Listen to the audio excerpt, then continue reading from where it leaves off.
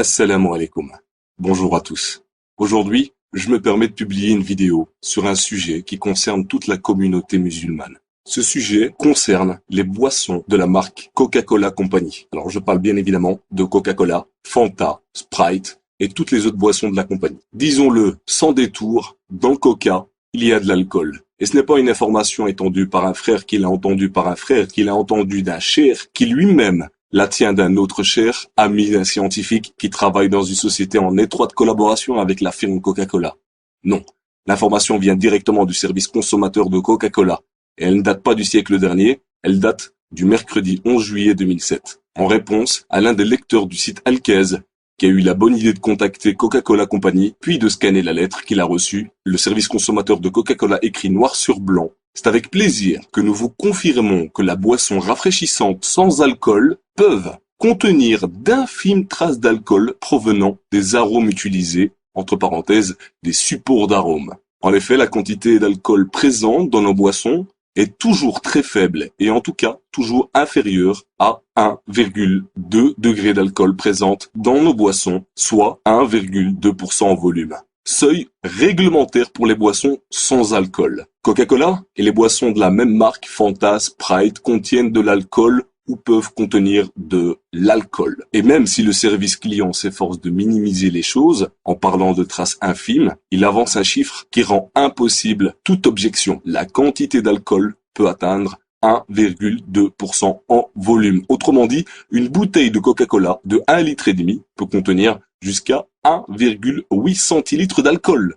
Vous vous imaginez? Et on sait très bien qu'il y en a qui sont accros au Coca-Cola. Ce chiffre va leur donner des idées de tout l'alcool qu'ils ont pu avaler. Alors si on fait la conversion entre la quantité d'un pack de bière, on a en effet vite fait de remplir des canettes de bière de 1,8 centilitres d'alcool. Alors plus sérieusement, ce qui m'a poussé à enregistrer cette vidéo, c'est le comportement de certains soi-disant musulmans. Il suffit d'ouvrir les yeux, d'aller dans les commerces et de voir si les musulmans vendent effectivement cette boisson.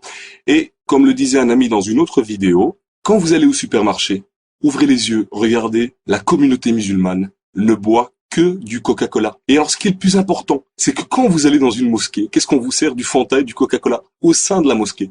Alors, à part le fait qu'il y a de l'alcool, sachez que boire du Coca-Cola, c'est financer, je dis bien, aider le gouvernement israélien à tuer chaque jour des Palestiniens. Vous imaginez le nombre d'argent que vous avez pu donner dans votre vie à la compagnie Coca-Cola. Pour ma part, il est inconcevable de donner 1 centime à Coca-Cola ou à toute autre société ou entreprise sioniste. Sachant qu'un jour je vais passer devant Allah Azza wa Jal, notre créateur, et qui me posera la question: as-tu aidé les sionistes à tuer des frères musulmans? Que répondrai-je à ce moment-là? Non? Alors il suffit d'aller sur internet et de regarder les commentaires des consommateurs musulmans pour se rendre compte de la gravité de leurs commentaires justement. Et à ce juste titre, je vais vous lire quelques propos de consommateurs musulmans. Le premier: franchement, c'est le cadet de nos soucis. Quand les Palestiniens meurent sous les canons et les tortures, et que vous vous intéressez aux bulles du Coca-Cola, qui sont halal ou haram, vous faites pitié. Alors franchement, c'est cette personne qui me fait vraiment pitié. En achetant les marques Coca-Cola, c'est financer justement les meurtres et les massacres envers les Palestiniens. Alors un autre commentaire qui est beaucoup plus poignant: je bois du Coca-Cola, du Fanta et du Sprite régulièrement, et je n'ai jamais eu la gueule de bois. Cessons de chipoter sur des constructions de phrases tout à fait claires. Moi j'estime que Coca-Cola est bien claire dans ses propos et on devrait la remercier. Cela prouve leur professionnalisme. Elle aurait très bien pu nous dire: il n'y a pas une goutte d'alcool dans le Coca. Alors là, c'est la meilleure. Clairement, cette personne, en remerciant Coca-Cola Company, encourage les meurtres, les tortures, les bombardements que commet Israël envers le peuple palestinien. Et puis, l'alcool n'est pas la seule raison de boycotter Coca-Cola. Vu qu'il suffit de prendre une petite étiquette autour d'une bouteille de Coca-Cola, que ce soit en français ou en arabe, et de l'inverser, de voir ça au verso, et vous pourrez lire clairement, écrit en arabe: Nomka, no Mohammed. Astaghfirullah al-Azim. Quelle calomnie. Ça ne s'arrête pas là. Ça s'appelle des messages subliminaux, des messages cachés en quelque sorte. Là, je vous parlais de Coca-Cola. Vous pouvez prendre aussi Fanta, Sprite, et vous verrez clairement Shaitan, Satan, en train de tenir le monde entre ses mains, ou d'autres images où on voit la terre en feu. Des images comme ça, il en existe plein, et pas uniquement dans les marques Coca-Cola. Sachez-le bien. Et pour vous prouver que certains dirigeants de mosquées n'ont aucun scrupule, la mosquée de Paris certifie que Coca-Cola est halal.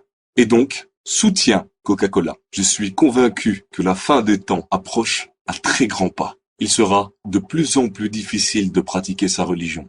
Le prophète Mohammed sallallahu alayhi wa sallam dit en ce sens que viendra un temps où la condition de celui qui voudra rester ferme sur sa religion sera comparable à celle d'un homme qui tient une braise dans la paume de sa main. Rapporté par Tirmidhi. À la fin des temps, il y aura des dévots ignorants et des connaisseurs pervers. Quand vos savants apprendront en vue de gagner dinars et dirhams. Viendra au sein de ma communauté des gens qui considéreront l'adultère, le port de la soie pour les hommes, le vin et les instruments de musique comme licites. Rapporté par le Bukhari. Salama, qu'Allah l'agrée, rapporte que le messager d'Allah sallallahu alayhi wa sallam a dit: viendront après moi des émirs dont vous agréerez certaines choses et réprouverez d'autres. Celui qui les réprouve s'est innocenté, et celui qui les désapprouve est préservé. Mais le péché ne touche que celui qui les agrée et les accepte. Les compagnons dirent: ne devons-nous pas les réprouver par l'épée? Il répondit: non, tant qu'ils accomplissent la prière. Muslim. Nafi rapporte que lorsque les habitants de Médine dénoncèrent le pacte d'allégeance, à Yazid ibn Muawiyah, ibn Omar réunit ses domestiques et ses enfants et dit: j'ai entendu le messager d'Allah sallallahu alayhi wa sallam dire: on dressera un étendard pour chaque traite le jour de la résurrection. Et nous avons prêté serment d'allégeance à cet homme conformément à l'allégeance légiférée par Allah et son messager. Je ne connais pas de traîtrise plus grande que de prêter serment d'allégeance à un homme conformément à l'allégeance légiférée par Allah et son messager. Je ne connais pas de traîtrise plus grande que de prêter serment d'allégeance à un homme conformément à l'allégeance légiférée par Allah et son messager, puis de le combattre. Et aucun d'entre vous n'a dénoncé ce pacte ou n'agré cette dénonciation sans qu'il n'y ait une rupture totale entre moi et lui. Al-Bukhari. Chers frères, chères sœurs en islam, je vous conseille vivement d'aller faire vos propres recherches. Comme je dis souvent, une info vérifiée par soi-même vaut 10 000 infos. Barakallahu fikoum. Je vous remercie. Jazakumullahu khair. Assalamu alaikum.